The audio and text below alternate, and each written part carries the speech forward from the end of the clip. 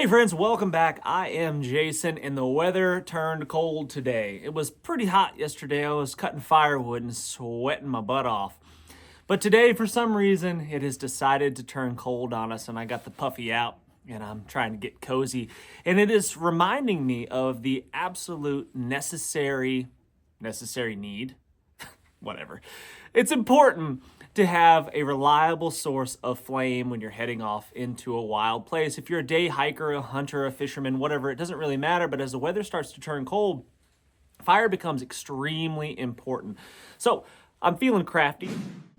First off, we need some crafting materials. My brother and I were getting after it the other day, and we were doing some skeet shooting out here in the yard. One of my favorite things to do, probably my favorite kind of target shooting, is shotgun shooting. So, but we've got a whole bunch of shotgun shells to work with, and really all we need is 2. Now, the high brass shells would probably be best for this project, but I don't shoot a whole lot of high brass shells unless I am hunting specifically for something that requires high brass shells. And even the small game and stuff around here, generally speaking, the low brass like this is probably number 7.5 or something like that, maybe 8. This would work on squirrels and stuff like that. I usually hunt with number 6. That's pretty much it. So here's what I stock up on. I love shotguns. Shotguns are my thing. I'm a shotgun guy. I use double-aught buck. I use number 6, low brass and high brass, 2 3/4 shells. And then I use slugs. And that's pretty much it. Those 3 things right there. If you can't get it done with those 3 things in my area, you're doing something wrong. It's not the load. First things first, what we need to do is cut off this crimped edge of our spent shotgun shell. And for that, I'll just use my elephant knife here. This knife was given to me by Garrett from Bear Forest Knives. I do not understand it. Why an elephant? Why bright green and bright orange? I don't know. But I really, really like this knife for some reason. It appeals to me. It's a simple. It's a Bear Forest The Simple. I don't know if you can see that. Yeah, look at that. That's the name of the knife because it's just an absolutely simple knife, and I dig it. It fits in the hand really well, and it does all the knife things. This one is a really thin, I guess that's probably a 1/16 inch steel, and man, it is sharp. It is slicey. And it's got a Scandi grind on there. So this thing is excellent for jobs that require a really keen edge. There we go. There it is. See what I'm doing here? Like that. So we've cut that off, and then I'll just clean up that edge right there, and I'll make it, I want it to be kind of flat. I don't want any angles on there. And that actually turned out pretty good, but just needs a little bit of trim. And do a little bit of trimmage and clean that thing up. It doesn't have to be perfect, but the better I make this, the better the lid will sit on there. Yeah, I love shooting shotguns, guys. I mean, it's one of my favorite things to do. I like shooting rifles and pistols and stuff like that, but something about shotgun, just the power, the payload you're sending down range. There's something really rewarding about that. I enjoy it. It's invigorating. And they're just extremely effective. I mean, I've hunted small game my whole life with rifles and pellet guns and slingshots and you name it. But by far, the most effective thing that I've ever used to hunt small game has been the shotgun. I've hunted deer with shotguns and with nothing but success. I have never not taken a deer. When I've pulled the trigger on a deer, it has dropped. There is 1/2 of our, well, I guess the primary container right there. That's what we're going to be using for our little fire starting aid. And now all we need is a cap. And for that reason, or for that purpose, we're going to be using this right here. And again, like I said, high brass would probably be the way, but I don't have any spent high brass around. I guess I could touch off a couple. But for this project, it's probably not going to be necessary. So I'm just going to get that off of there. And for that, I am going to use that.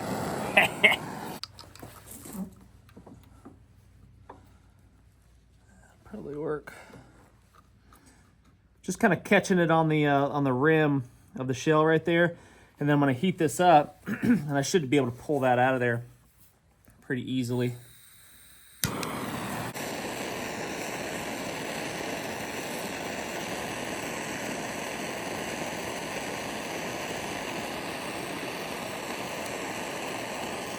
There we go.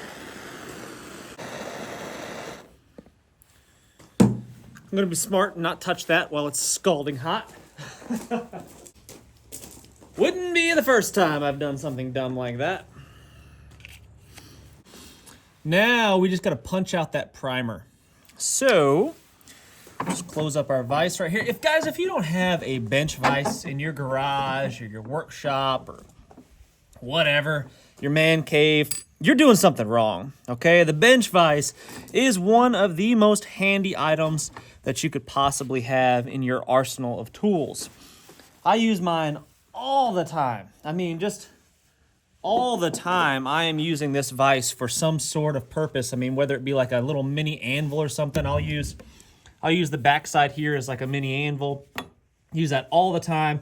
And it's just, man, it's just like having an assistant, you know? It helps hold the thing that you're working on. Without it, it could be very challenging to get jobs done. So anyway, I'm going to use a little punch here, a nail set, whatever you want to call it, and I'm going to tap that primer out. There it goes. Pow. Primer gone.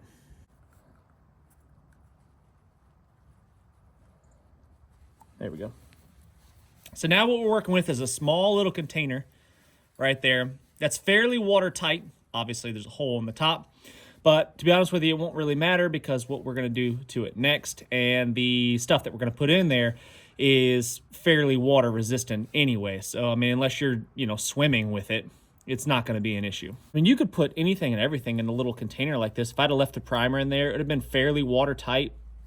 You could put medications in there. I mean, who knows? I mean, you could put a little sewing kit in here, needles and thread and whatever, a fishing kit. You could put hooks and sinkers and spool line or whatever wrapped around the thing. This could be a little micro fishing kit if that was something you were interested in doing. So now what we got to do is we've got to create a way to retrieve our fire starting aids out of this little container. And for that, we're just going to use a little bit of paracord, and we're going to double it over like this. And our fire starting aids, our Vaseline and cotton balls, which we'll get into here in a second, is going to rest inside of this little loop right here. And that is going to allow us to pull it out of the container, and we'll have a little Pez dispenser of fire starters, essentially. So what we've got to do is just get this cut it approximately to the right length. So just a real simple overhand knot like that. And then we'll just kind of measure that out. That's a little bit too long. So I'll just take a little bit of slack out of there, like so.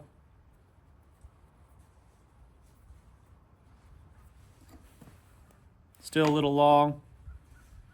And I just keep pushing the loop up shorter and shorter, moving that knot down closer and closer until I get it where it needs to be.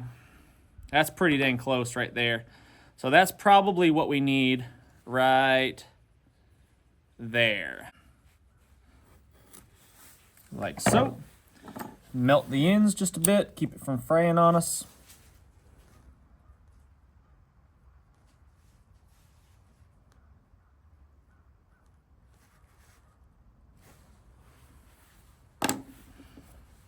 And there is our retrieval device. We take the doubled end and we jam it through the hole where our primer went. A little easier said than done, but it'll go just like that. Work it through up to the knot. Little test fit, stick it into our shotgun shell. Boom, bang, just like that. Now we just need to add our tinder.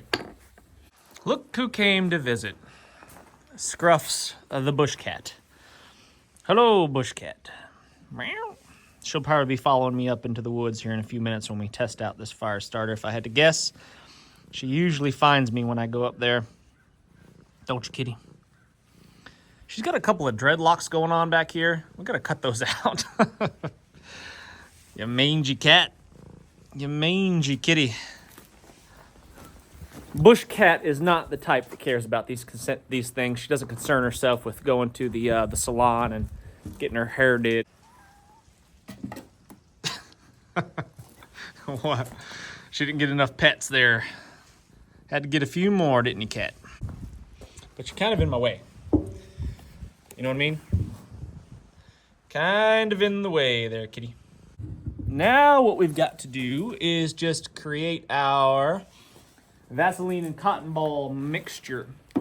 And for that, I'm going to be using the same container. I've had this same container of petroleum jelly, Baby Love, for years now. I've just been using it over and over and over again, and it's nearly empty, but plenty enough left in there for this project.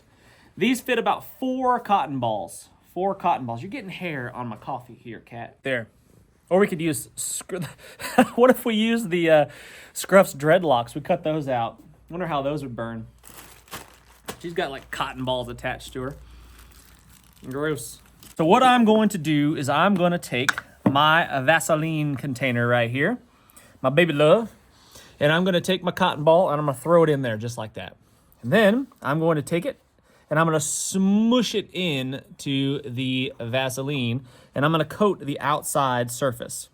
The whole outside surface gets coated. I'm not worrying about doing the inside of it and tearing it apart and all that kind of stuff.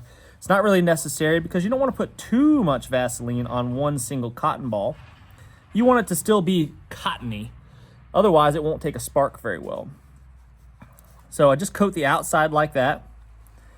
And then I kind of just waller it around like that into a ball. And that, the entire outside of this cotton ball is completely coated, saturated with the Vaseline. And that is going to work just fine. So there's one, and I'm going to do exactly the same thing to the other 3.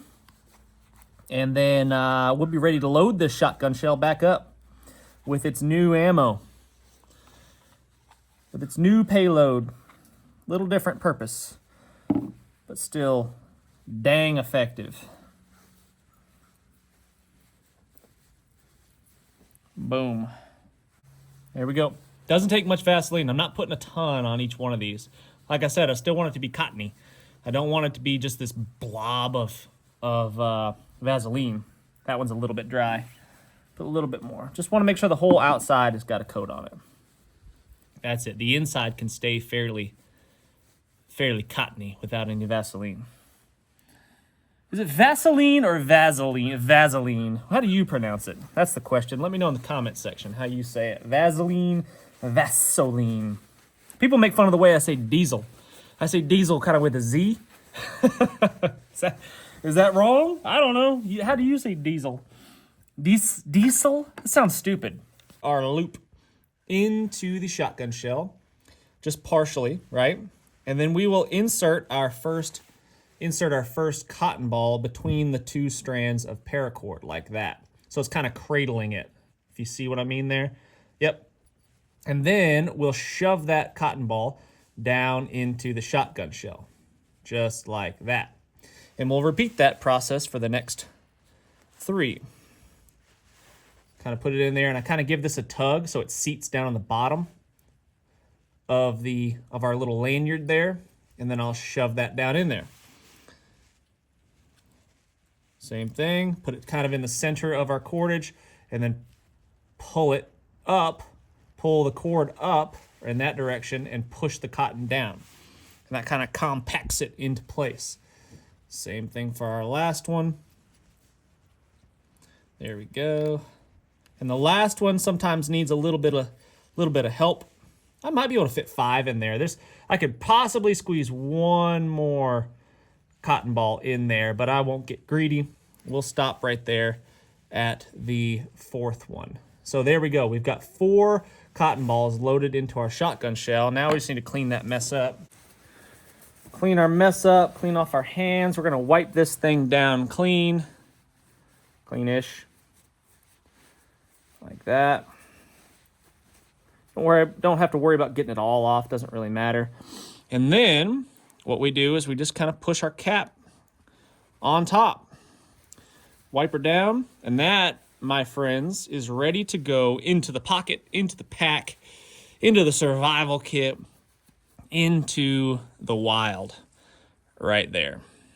I'm gonna hike up to the mountain here behind the house, and we'll try this Firestarter out. Always a good idea before you do any hiking, especially in cold weather, to shed a layer, at least one layer, before you start the movement. Start out a little bit cold. If you're a little shivery, you know, before you start your hike, perfect. That's exactly what you want, because it will not take long at all before that shivering goes away and it turns into sweat.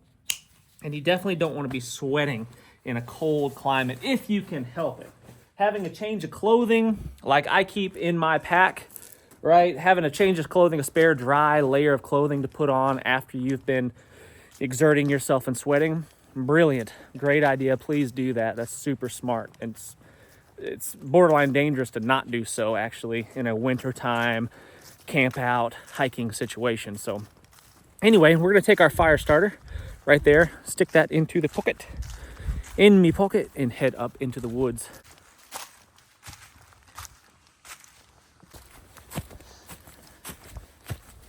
Update on my boots. These are my gym green boots right there. They're kind of a barefoot, really minimalist type boot. There's no really any man-made materials on them at all. It's all leather, 100%, minus the rubber sole right there. But no liners, no Gore-Tex, none of that stuff. So far, so good. I'm really liking them. I'll continue to update you. I'm not sold 100% yet, but I'll keep you in the loop. I've always had a hard time finding good boots. This is as good a spot as any right here, mostly because I've got tons of kindling right here ready to rock. This is a eastern hemlock, and these tiny dead branches right here, these little tiny twigs, are the absolute perfect kindling. To clean my fire pits like a dog. Give it one of these, like you're covering up your poop.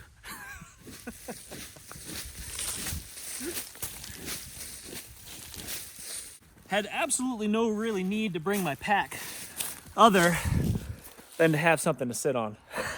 A stool, a seat is, man, it's underrated. Just having a comfortable place to sit.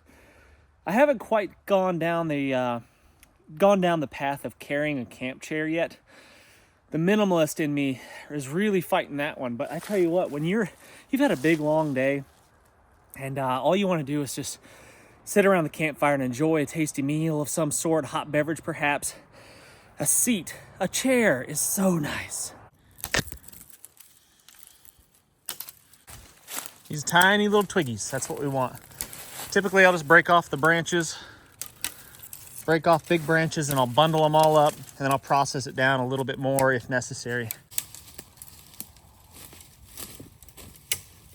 So this is what a typical bundle of twigs of kindling would look like for me to start my fire. I could barely hold on to it with one hand before it kind of falls out of my grip. That's what it looks like. Don't even begin starting a fire until you've got something that looks like that, with a bunch of little teeny tiny twiggies mixed in there. There's some kind of in-betweens right there, some in-betweenies, but most of them are teenies. And that is what I want to see right there before I even begin to start my fire. I'll start collecting a little bit bigger fuel, you know, some thumb-sized pieces of wood like that right there.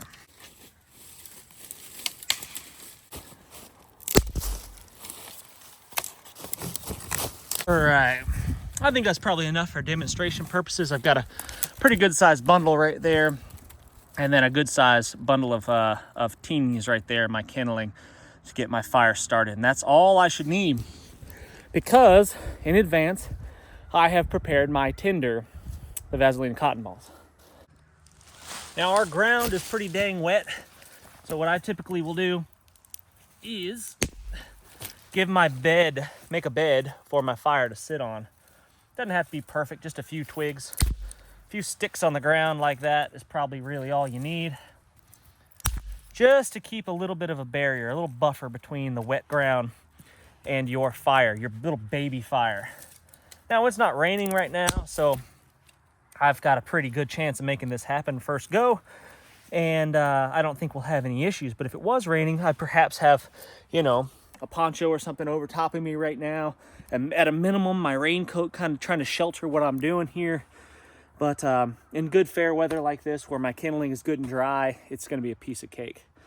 But the same principles would apply, regardless, wet or dry. I like to kind of use the same techniques regardless. I don't get away with it when it's dry. I use the same. This is exactly what I would do as if it was wet conditions. I might have to use 2 cotton balls perhaps, but one will definitely get the job today. We'll grab my teenies right here, and you can see it's a pretty unwieldy big bundle of twigs. And what I typically do is with this size of a bundle, I will take it and I'll break it in half. I'll kind of break those littles off the ends right there, all these littles. So I'll start with that. See that? And I'll create something that looks kind of like this of teenies. See that? And then what I will do is I'll give myself a little prop stick. I like the prop stick method. Lots of ways to skin this cat, but I like the prop stick method. So I'll do something like this right here. And this is going to be the beginnings of a little cave where I'm going to put my Vaseline and cotton ball right there. That's where that's going to go. And this is going to keep my twigs, my kindling, from squishing it and extinguishing the flame, allowing a little bit of breathing room for it. Now here's a little something I like to do. I like to take a green twig, just any old branch, doesn't really matter, a living branch, not a dead one, and I grab that, and that's going to be like my tweezers. I'll come in here, and I'll cut my tweezer off like that, and I've got a little stick like so. And then in this broken end, it doesn't really matter which end you use, but I'll take that right there and I'll split it, right? I'll just split it a little ways, like so. And that's perfect. That's all you need. Doesn't have to be pretty. Just needs to look kind of like that. Take out our shotgun shell container. We'll give the top a little bit of a yank, pulls off the cap, and that will expose our first Vaseline coated cotton ball right there. And I could pull that until it's all the way out of there, and I could pull that puppy out. And the rest, I will jam back down in there with my stick, put the cap back on, and stick this thing back in me pocket where it belongs. So like I said, I think we're only gonna need one of these for this project. And then what I'll do is I'll take my cotton and I will start to pull it apart just a little bit. I don't want to pull it completely apart because what that does is it exposes too much of the surface area, and that means it'll flame out too fast. It'll burn up so fast and it won't give time for my fire to catch properly. So what I want to do is that right there. I kind of just stick it in there, just gently. I don't want to squish it, but I just kind of gently stick it in there, and then I'll pull a few fibers out like this. The way that I coat my cotton balls, the inside's still fairly dry and will catch a flame really, really easy. The outside is the part that's soaked with the Vaseline. So that right there will catch up really fast, and it will ignite all that flammable, flame-extending Vaseline, and I'll be able to get my fire going. So I've got my fire lay ready to go. I'm going to stick those on top of there like that, kind of at this angle, the little tinies.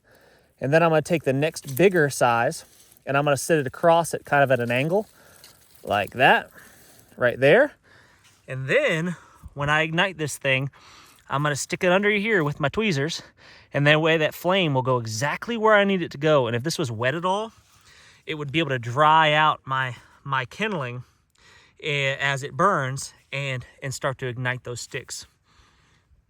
So for lighting this fire, I like to use my backup Firestarter right here. I use a Bic lighter.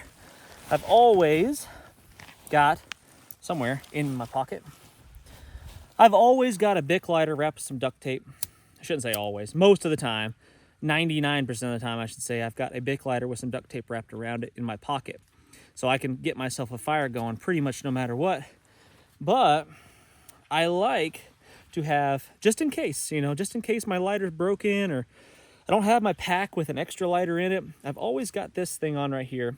And again, I say always, most of the time I'm wearing this Wazoo fire starting necklace right here, Wazoo Spark, around my neck. And this is plenty to get your Vaseline coated cotton ball lit up. Down close to my cotton.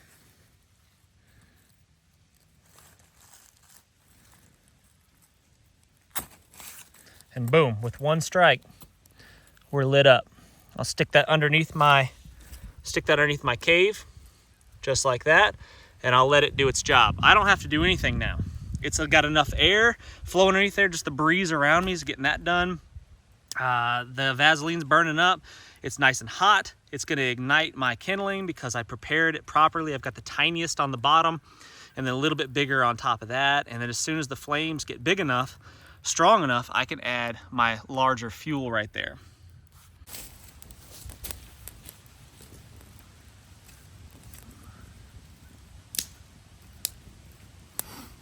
Tell you what, the cold weather, cooler weather, it's not cold, cooler weather really makes you appreciate fire a bit more.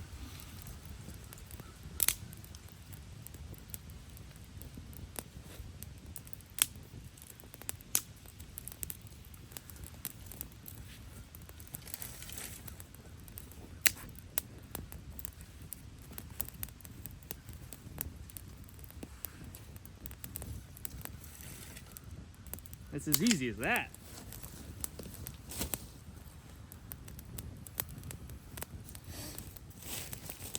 Now you can go out and buy a lot of fire starters, right?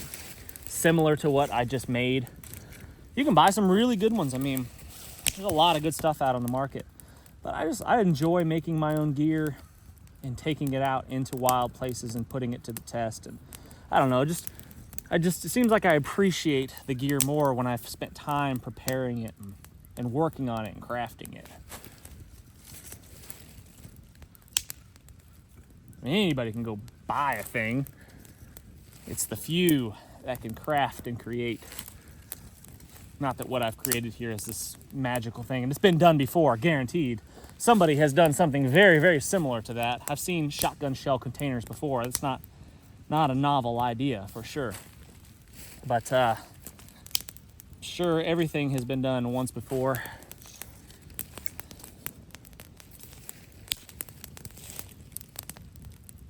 This little fire going now. We're cooking. Yeah, what is it about fire that's so amusing, appealing?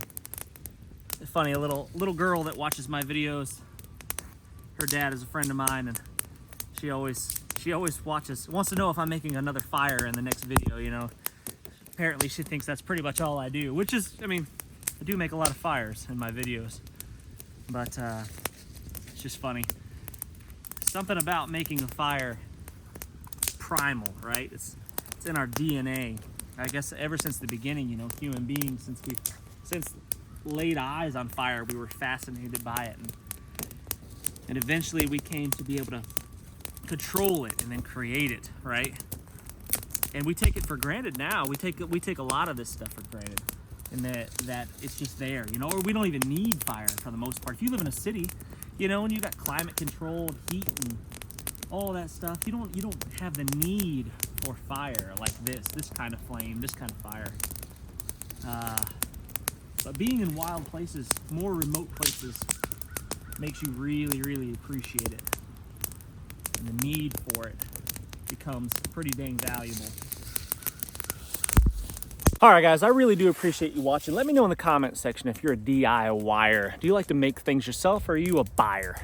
A DIYer or a buyer? Let me know what your preference is. I really do appreciate you watching. Please hit the thumbs up. I'd be really grateful for that. Subscribe if you haven't done so already, or at least think about it. You know, mull it over, consider it. Share, always appreciate the shares. Really grateful for each and every single one of those. And until next time, friends, what's the worst that could happen? Let's just go on 3. I might be being stalked right now, I'm not sure. She's either napping or lying in wait for me to pass by before she pounces.